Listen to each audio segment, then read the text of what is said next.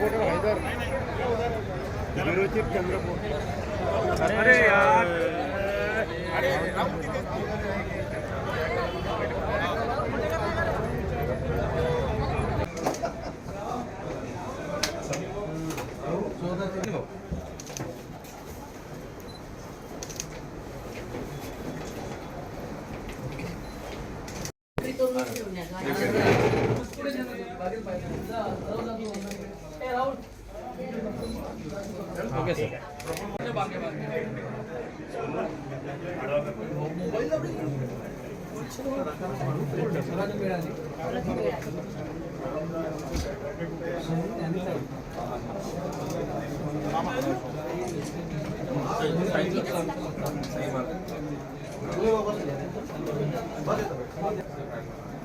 Camera वापरायचे mobile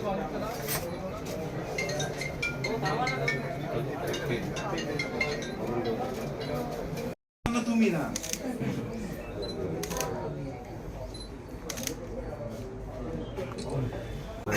कोणाचं आहे ना? हो मी फोन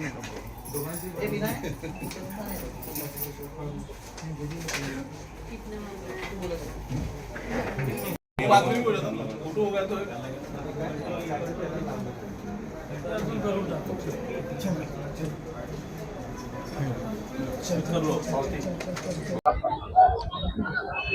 संतोष भाऊ महापौर पद जे आहे ते धानोरकर गटाला देण्यात आलं होतं, मात्र तरी देखील एक कॉमन उमेदवार निवडता आलेला नाही। 4 लोकांनी अर्ज दाखल केलाय।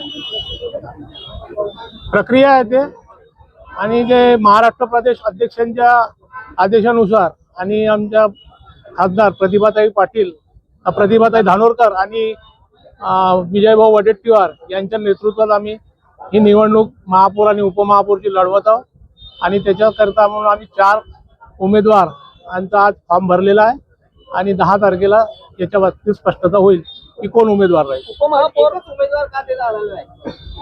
एकच उमेदवार का देता आलेला नाही?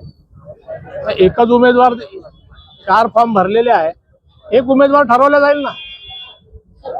उपमहापौर अर्ज करताना वेगवेगळे 2 गट वेगवेगळे आले, त्याच्यामुळे महापौर निवडणुकीवर यावर काँग्रेसला परिणाम पडणार नाही नाही, काही परिणाम पडणार। दोन्ही गट एकत्र आहे, कुठलाही हे नाही आहे त्याच्यात अंतर्गत मतभेद, त्याच्यामुळे काही फरक पडणार नाही। तुमच्या प्राथमिक वेगवेगळे आल्यामुळे चित्र जे आहे संदेश तो वाईट गेला नाही का कार्यक्रम?